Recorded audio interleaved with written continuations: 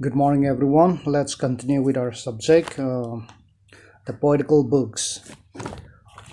Last time we have finished the book of Proverbs. Now it starts Ecclesiastes, and I think the first part of Ecclesiastes we have just finished.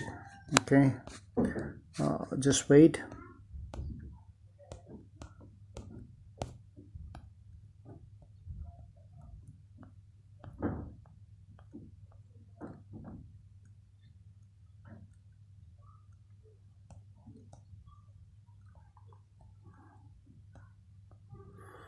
Okay, the book of Ecclesiastes. I think we have finished till date.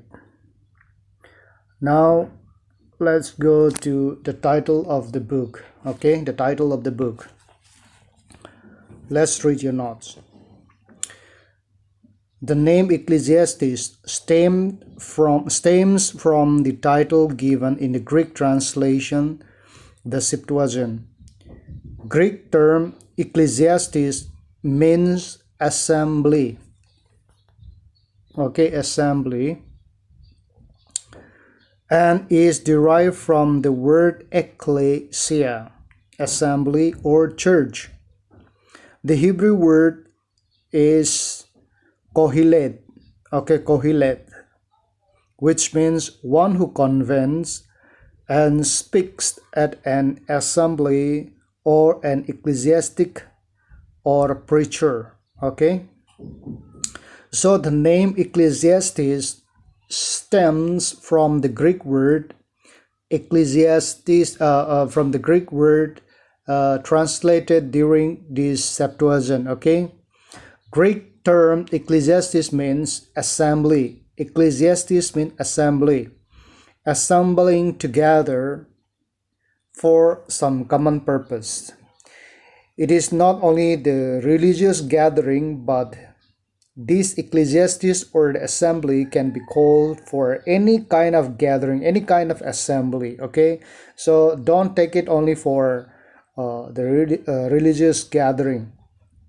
Okay, the meaning of Ecclesiastes. And it's derived from the word ecclesia, assembly or church. And this word assembly has been taken by the church from the etymology of the Greek word ecclesia. Ek means out of, and kaleo is called. So we are called out of. Okay, from that etymology, the church, the meaning of church came. But Ecclesiastes here is not a church. Okay, this is just the assembly of the people. Ecclesiastes. Okay, ecclesia is assembly. Okay, ecclesia is assembly. The Hebrew title is kohelet. Okay, which means one who convenes. That means one who bring together for meeting or in a meeting. If I call a meeting, I am a convener. Okay, I convince all people to come together for a meeting. So kohelet means the one who convenes, the one who organized the meeting. Okay, or the convener is called kohelet. And speaks, convenes and speak at an assembly, or an ecclesiastic, that means a preacher. So if I organize the assembly and if I start to speak in assembly, I am called kohelet. Okay, so from that word Ecclesiastes means the one who preached in the assembly or the one who speaks in the assembly. Okay, so from that word, the title of the book has been taken, Ecclesiastes. That means the person who speaks in the assembly. Okay, the theme and purpose of these books are very much important. Okay, you have to know it. There are five purpose of writing these books. The basic theme. Okay, the basic theme is the futility of life apart from God. In the development of these themes, four key purposes emerge. Okay, I'm sorry, it is four. So the basic theme is the futility of the part of life apart from God. The basic theme is there is meaningless. Life is meaningless apart from God. Okay, that is the basic theme. Life is meaningless apart from God. Futility means pointless or meaningless. So life is pointless or life is meaningless apart from God. And this basic theme has been immersed, or it has been divided into four parts, or these four parts brings together in one single unit, or which we conclude that the meaningless life is meaningless without God. So number one, we see in seeking to demonstrate that life without God has no meaning. First, in seeking to demonstrate that life without God is no meaning.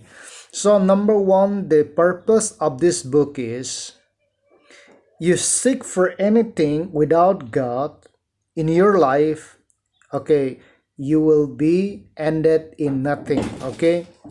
Life doesn't have any meaning without God. Okay, that is a theme and that is the purpose of writing these books. Okay, so in seeking to demonstrate a life without God has no meaning, Solomon is seeking to demolish confidence in man-based achievement and wisdom. So Solomon, he tried all these things. He was the wisest man, he was the richest man, he enjoyed the pleasure of this world and whatever, whatnot, he has already experienced everything. But he says, okay, I am trying to demolish. That means I'm going to destroy all this kind of thought, putting confidence in man to achieve wisdom. Okay, so all these things I am going to tell you, or I'm going to say that life without God has no meaning. I tried everything without God and I find it that it is meaningless. So he shows that all of man's goal, or the way that seems right to man, must of necessity lead to dissatisfaction and emptiness. So he is saying that, okay, the main purpose, the goal of man, the aim of man, the ambition of man, or man try to bring success in his own, with his own ideas. All this at last brings you dissatisfaction and emptiness. Okay, Solomon recorded Solomon recorded the futility and emptiness of his own experience to make his readers desperate for God. So the purpose of writing this book is Solomon is trying to record the meaningless of life, the emptiness of life with his own experience, so that the readers must seek God. Okay, the readers must seek God. So this is the book where you find that the pleasure of this world and the struggle of the man without God will bring you emptiness. Okay, and then finally you will try to seek God. Okay, or his instruction is to seek God. Now he sought to show that their quest for happiness cannot be fulfilled by man himself in pursuit of this life. Now you search for your happiness. Every one of us, we search for happiness and we search for success. But in everything you do, there is a frustration at the end if you do without God. Okay, that is number one basic. That is number one purpose of this book. Number two, the second one. Okay.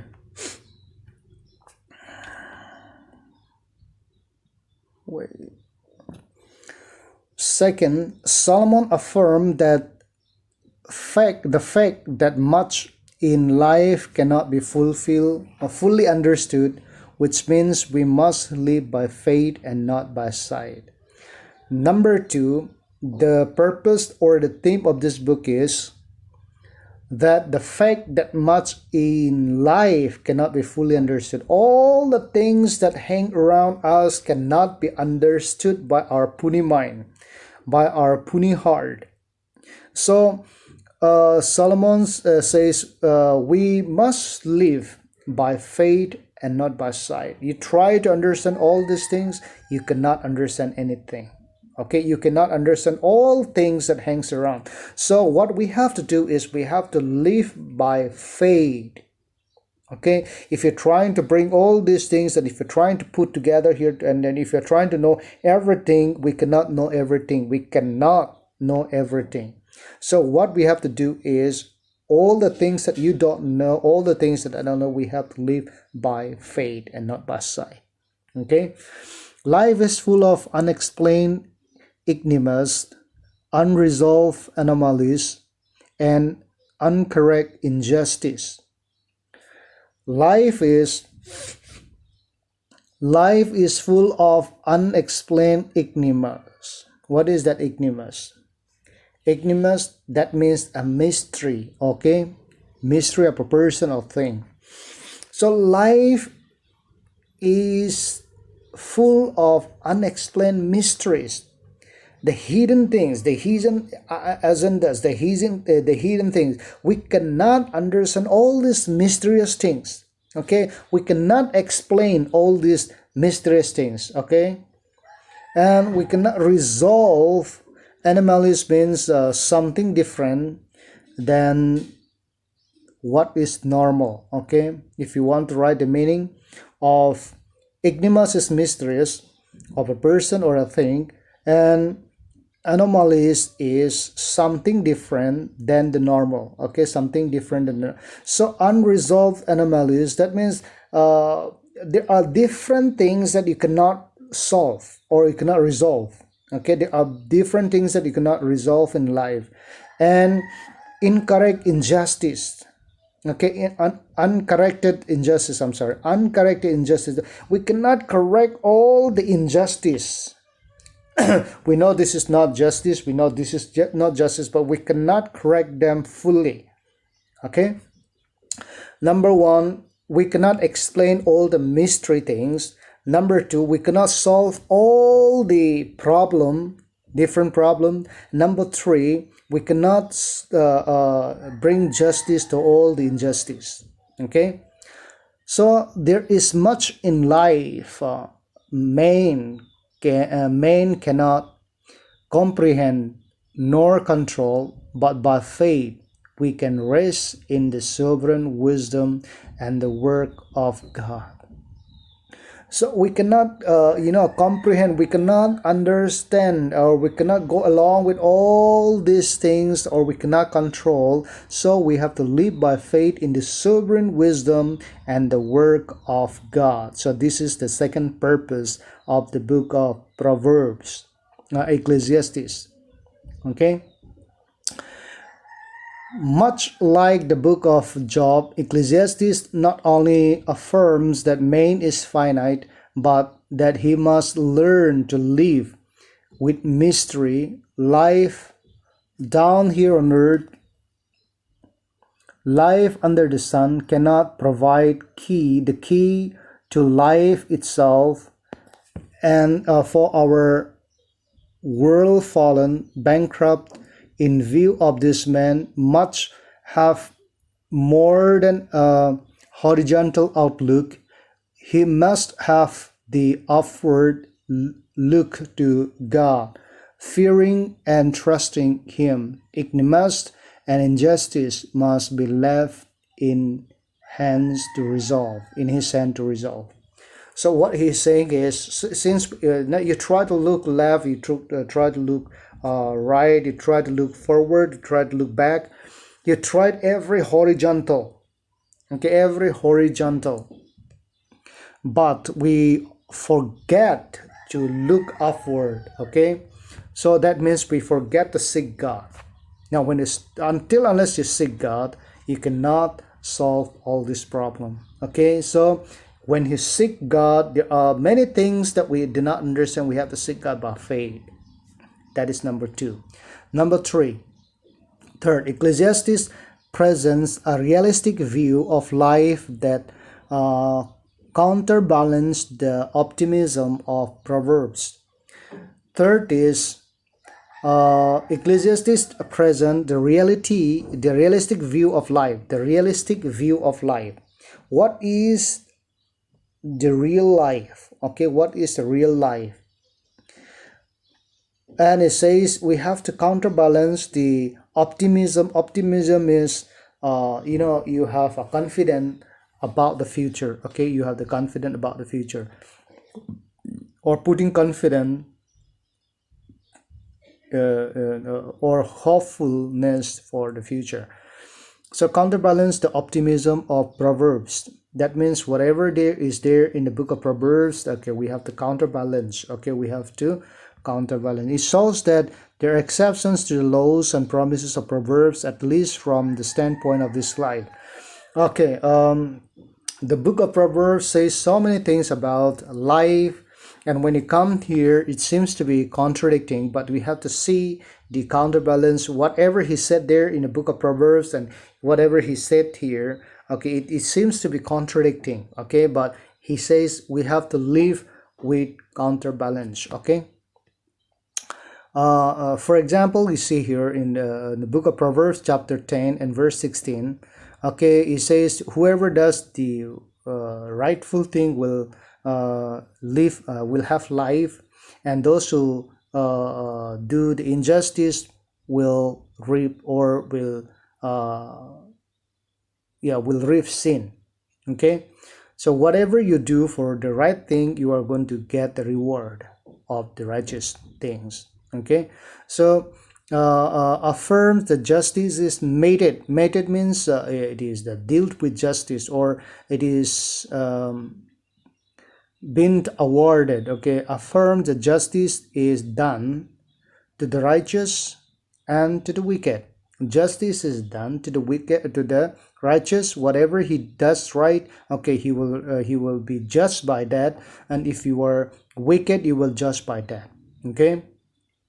But in Ecclesiastes 8:14 observes that this is not always the case, at least not in this life.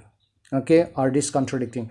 Now, in the book of Ecclesiastes, when it comes to chapter 8 and verse 14, he says, whatever you do, whether you do right, whether you do wrong, everything is vanity. Everything is vanity. Now, in Proverbs, it says, if you do right, you will have life. But here it says everything is vanity. So how do you come to conclusion of this? Okay.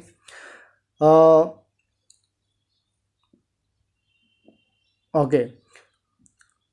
See, are these contradictions? No, because proverb is nothing is noting the general law of God without noting the exception that occur because we live in this fallen sin ridden world.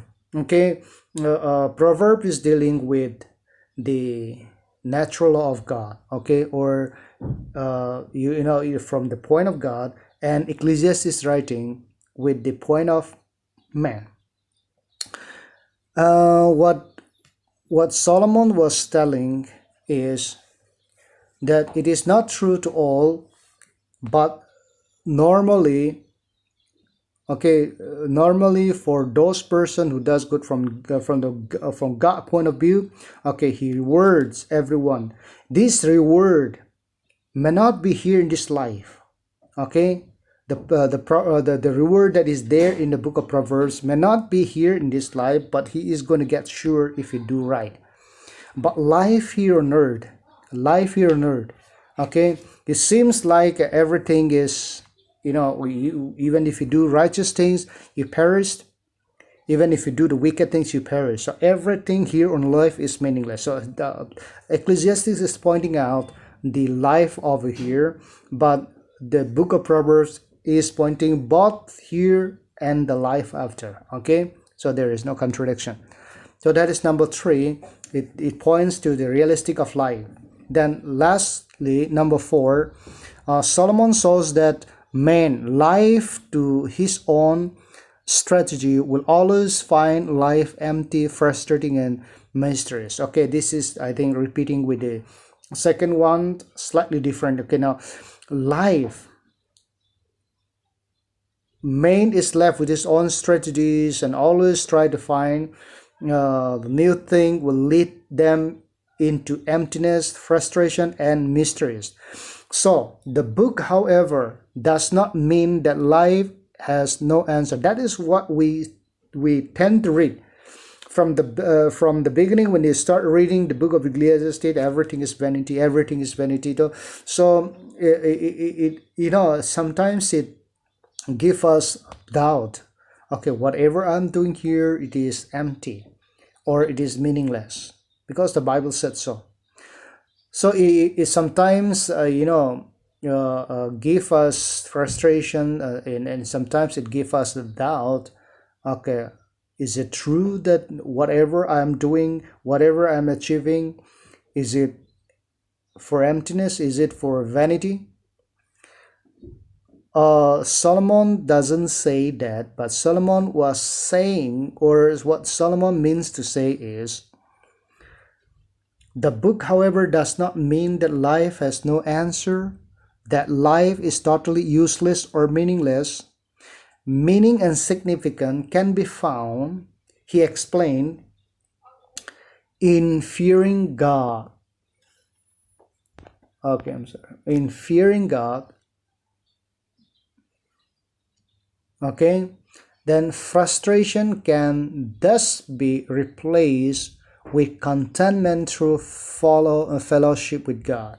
So at last, in his books, Solomon was saying in chapter 12, verse 13 and 14, fear God and live, for this is the whole duty of man. For everything that we do will bring to judgment. That is what it says in verse 14 of chapter 12.